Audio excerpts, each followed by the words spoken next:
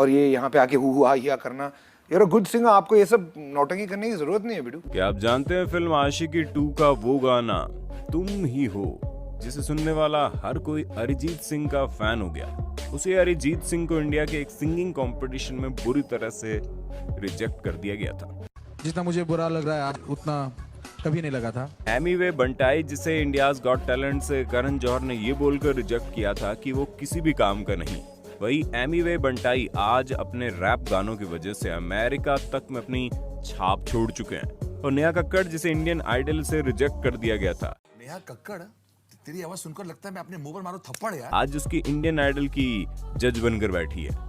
दोस्तों, आज के वीडियो में हम आपको कुछ ऐसी बेहतरीन सिंगर्स के बारे में बताएंगे जिससे पहले तो लोगों ने बुरी तरह से नकारा, लेकिन उनके अंदर टैलेंट इस कदर कूट कूट के भरा था कि रिजेक्शन के बावजूद आज वो पूरी दुनिया में मशहूर हो चुके हैं। उनमें से एक कलाकार तो ऐसा है जिन्हें खुद सोनू निगम ने रिजेक्ट कर दिया था।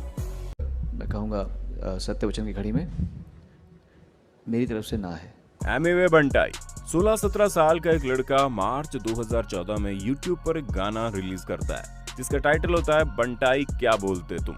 और बंटाई क्या बोलते तुम। उसके इस गाने पर थोड़े बहुत व्यूज भी मिल जाते हैं, लेकिन इसके बाद उसका एक भी गाना ऐसा नहीं होता जिस पर 1000 से ज्यादा व्यूज मिल पाए। जिसके बाद उस लड़के ने अपने टैलेंट को निखारने के लिए इंडिया गॉट टैलेंट के मंच को चुना, लेकिन वहां पर उसकी मुलाकात हुई इंडिया गॉट टैलेंट के जज करण जौहर से। मेरा नाम है Shahrukh Shaikh, also known as Emiway, stage name है मेरा एमी वे। करण जौहर जब उस लड़के के रैप को सुनते हैं तो हंसने लगे।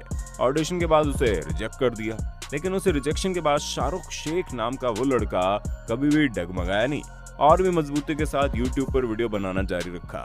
और ये बात है साल 2017 की, जब थोड़ा बहुत कमाकर अपना रैप वीडियो लॉन्च करने वाले इसी लड़के एमी वे बंटाई को रफ्तार ने अपने एक इंटरव्यू में कुछ अटपटा बोल दिया। रफ्तार की यही गलती एमी वे बंटाई के लिए टर्निंग पॉइंट साबित हो गई। एमी वे बंटाई कुछ ही दिनों बाद एक रैप सॉन्ग को लॉन्च करता है जिसमें वो रफ्तार को बुरी तरीके से उसकी बातों का जवाब देता है। एमी वे बंटाई का ये गाना इतना बेहतरीन था कि एक दिन के भीतर ही उसका गाना वायरल हो गया और उसका YouTube चैनल तेज रफ्तार से चल पड़ा। रफ्तार को जवाब देने वाला वो गाना इतनी तेजी से वायरल हुआ कि खुद एमी वे बंटाई ने उसकी कल्पना नहीं की होगी। और उसके बाद एमी वे बंटाई ने कभी पीछे मुड़कर नहीं देखा और आज इस गाने के 4 साल बाद जब एमी वे बंटाई को गाना जैसे ही लॉन्च करते हैं वो इंडिया का टॉप ट्रेंडिंग बन जाता है। एमी वे बंटाई बताते हैं कि वो पहले अंग्रेजी भाषा में रैप किया करते थे, लेकिन उनके पिताजी ने बताया उन्हें उसी भाषा में गाना चाहिए जो आसपास के लोगों को आसानी से समझ आए, जिसके बाद वो अपने गाने की लैंग्वेज को स्विच करके हिंदी में गाने लगे। वैसे आपने एमी वे बंटाई का कोई गाना सुना है या नहीं, कमेंट में बताना। फिलहाल आगे हम आपको जिस सिंगर के बारे में बताने वाले हैं उसके बारे में सुनकर तो आपको यकीन ही नहीं होगा। जुबिन नौटियाल अपनी बेहतरीन आवाज और अपने हेयर स्टाइल से हर किसी का दिल जीतने वाले जुबिन नौटियाल आज भारत के सबसे बेहतरीन सिंगर्स में से एक माने जाते हैं। मेरी दहलीज से होकर। लेकिन आपको जानकर हैरानी होगी कि एक वक्त ऐसा था जब खुद सोनू निगम ने इस बेहतरीन आर्टिस्ट को रिजेक्ट कर दिया था। अपने शुरुआती दिनों में जब जुबिन नौटियाल एक स्ट्रगलिंग आर्टिस्ट थे तो उस वक्त अपने करियर की तलाश करते हुए एक्स फैक्टर में ऑडिशन देने के लिए आए थे। क्या नाम है आपका? जुबिन नौटियाल। जहां उनके गाने को सुनने के बाद उससे रियलिटी शो के जज सोनू निगम ने उनके गाने को बुरी तरह से नकारते हुए उन्हें रिजेक्ट किया था। सत्य वचन की घड़ी में मेरी तरफ से ना है। रिजेक्शन के बाद जुबिन नौटियाल पहले से लॉन्च हुए गाने के छोटे छोटे भाग को अपनी आवाज में गाकर उसे अपलोड करना शुरू कर दिए। जुबिन नौटियाल के पास कोई और चारा ही नहीं था और ना ही वो इस रिजेक्शन की वजह से सिंगिंग को छोड़ना चाहते थे। और ये बात है उस वक्त की जब बॉलीवुड की एक फिल्म लॉन्च होने वाली थी जिसका नाम था शौकीन। इस फिल्म का एक गाना लॉन्च हुआ जिसका बोलता है साज तू। जुबिन नौटियाल ने इस गाने के बोल को अपनी आवाज में रिकॉर्ड करके YouTube पर अपलोड किया। आपको जानकर हैरानी होगी, ओरिजिनल गाने से ज्यादा वायरल जुबिन नौटियाल की आवाज वाला गाना हो गया, जिसके बाद उस फिल्म के अभिनेता अक्षय कुमार को जुबिन नौटियाल की आवाज इतनी बेहतरीन लगी कि उन्होंने जुबिन नौटियाल की आवाज को अपनी फिल्म का ओरिजिनल गाना बना दिया। ठीक उसी वक्त बॉलीवुड की फिल्म में सोनाली केवल का एक गाना था जिसके बोल था एक मुलाकात हो तुम मेरे साथ। ये दोनों गाना ऑडियंस के द्वारा इतना अधिक पसंद किया गया कि देखते देखते जुबिन सबसे बेहतरीन इंडियन सिंगर में एक बन गए। और आज जुबिन नौटियाल के गाए हुए गानों को कितना अधिक प्यार मिलता है ये तो आप जानते ही हैं। मैंने जब देखा था तुझको, रात भी वो याद है मुझको। शायद खुद सोनू निगम ने भी नहीं सोचा होगा उन्होंने कितने बेहतरीन कलाकार को रिजेक्ट किया था। नेहा कक्कड़।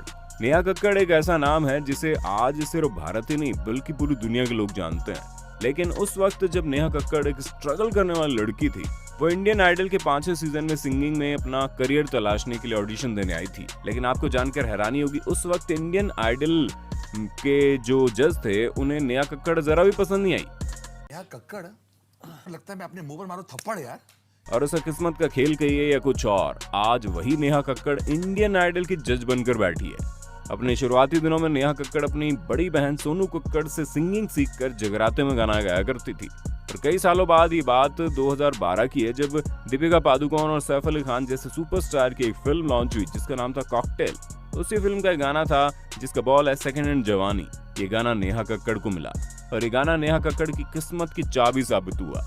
आज नेहा कक्कड़ बॉलीवुड की ऐसी नाम बन चुकी है जिससे अपने गानों को हिट बनाने के लिए किसी की जरूरत नहीं पड़ती, बल्कि खुद नेहा कक्कड़ नाम ही काफी है। वैसे आपको नेहा कक्कड़ का कौन सा गाना बेहतरीन लगता है, हमें बताइए कमेंट में। अरिजीत सिंह, हम तेरे बिन अब नहीं रह पाते। ये एक ऐसा गाना है जिससे पहले अरिजीत सिंह को कोई नहीं जानता था और फिल्म आशिकी 2 के इस गाने ने अरिजीत सिंह को रातों रात सुपरस्टार बना दिया। आपको जानकर हैरानी होगी, जो अरिजीत सिंह आज भारत ही नहीं बल्कि पूरी दुनिया के सबसे बेहतरीन सिंगर्स में से एक माने जाते हैं। वो अरिजीत सिंह एक लंबे समय से बॉलीवुड में मेहनत कर रहे हैं। अपने आप को दुनिया की नजरों के सामने लाने के लिए अरिजीत ने एक के बाद एक रियलिटी शो में भाग लिया, लेकिन हर बार उन्हें रिजेक्शन का सामना करना पड़ा। वहीं सोनी टीवी पर आने वाले एक रियलिटी शो जिसका नाम फेम गुरुकुल, उसमें भी अरिजीत सिंह ने भाग लिया, जहां के जज शंकर महादेवन और संजय लीला भंसाली दोनों ही अरिजीत सिंह की आवाज को बड़ा पसंद करते थे। लेकिन ऑडियंस ने उन्हें इतना कम वोट दिया कि मजबूरन अरिजीत सिंह को शो से बाहर करना पड़ा। जितना मुझे बुरा लग रहा है आज उतना कभी नहीं लगा था। हालांकि शो से बाहर होने के बाद भी शंकर महादेवन को अरिजीत सिंह का आवाज इतना ज्यादा पसंद था कि शंकर महादेवन ने अरिजीत सिंह को अपने एल्बम आजा नच ले में गाने का मौका दिया। लेकिन अफसोस वो एल्बम बुरी तरह से फ्लॉप हो गया और अरिजीत सिंह एक बार फिर से गायब हो गए। लेकिन 2016 में एक फिल्म आई जिसका नाम था आशिकी 2 और उसके अंदर एक गाना था जिसके बोल था कि तुम ही हो। इस गाने ने न सिर्फ अरिजीत सिंह को इंडियन सिंगिंग का सुपरस्टार बनाया बल्कि इस फिल्म को सुपरहिट बना दिया। आपको बता दें, इस वक्त अरिजीत सिंह बॉलीवुड के उन सिंगर्स में से एक है जो अपने गाने के लिए सबसे ज्यादा फीस लेते हैं। वैसे आपसे एक सवाल है कि आप आशिकी 2 फिल्म से पहले अरिजीत सिंह को जानते थे? विशाल मिश्रा। हाल फिलहाल में बॉलीवुड में कैसे सिंगर का नाम सामने आया है जिसे एक बार नहीं बल्कि कई बार सिंगिंग रियलिटी शो से बाहर निकाल दिया गया, जिसका नाम है विशाल मिश्रा।